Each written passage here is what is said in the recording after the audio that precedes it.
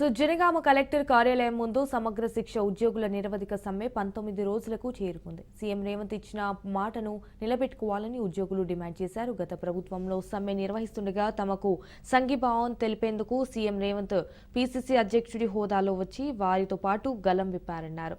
మీతో ప్రభుత్వం వెట్టి చాకిరి చేయించుకుంటుంది, కానీ మీ శ్రమను గుర్తించడం లేదని వత్తాసు పలికారన్నారు. వారి ప్రభుత్వం అధికారంలోకి వచ్చిన 100 రోజుల్లో కష్టానికి తగిన గౌరవంతో పాటు మీకు ఉద్యోగ భద్రత కల్పిస్తామని హామీ ఇచ్చారన్నారు.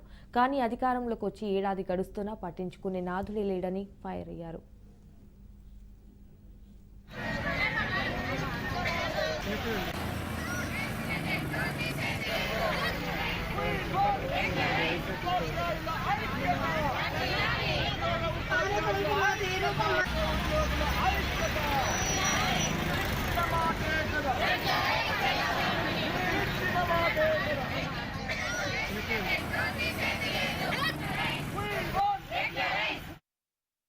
మేము గత 19 రోజుల నుండి సమ్మె చేస్తున్నప్పటికీ మేము చిన్నపిల్లల్ని తీసుకొని రోడ్డు మీద కూర్చొని ఇంట్లో కూడా మా పిల్లల్ని వదిలిపెట్టి ఇక్కడ రోడ్డు మీద కూర్చొని సమ్మె చేస్తున్నప్పటికీ కూడా ప్రభుత్వం మా పట్ల దృష్టి సాధించడం లేదు. ఇది చాలా బాధాకరమైన విషయము.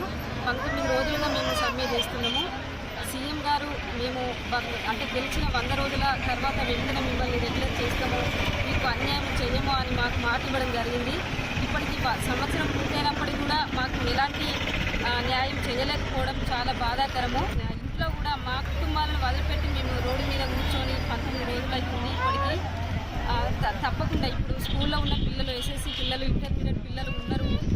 వాళ్ళకి ఎగ్జామ్స్ కూడా దగ్గరలో ఉన్నాయి. కాబట్టి ఖచ్చితంగా ప్రభుత్వము మాకు న్యాయం చేసి పిల్లలకి కూడా సమాజానికి ముఖ్య ఉన్నది ఎవరు అనంటే విద్యా వ్యవస్థ. ఆ విద్యా వ్యవస్థలో ఉన్న మేము పిల్లలము మంచిగా వాళ్ళకి భవిష్యత్తు అందించాలంటే మేము మాకు అన్యాయం చేసి వాళ్ళకి కూడా పిల్లలకి న్యాయం చేసే విధంగా గవర్నమెంట్ ముందస్తుగా మాకు చర్యలు తీసుకోవాలని కోరుకుంటున్నాము.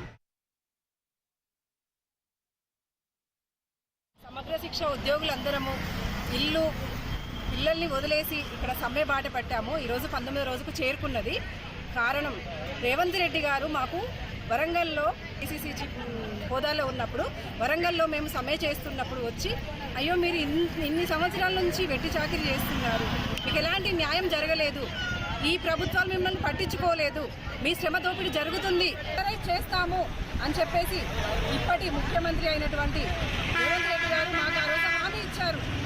సార్ వేరే ఎక్కడో ఉండి అధికారులకు వెళ్ళి మేము రిప్రజెంటేటివ్స్ ఇస్తూనే ఉన్నాము, అందరికీ మంత్రులు కలుస్తూనే ఉన్నాము.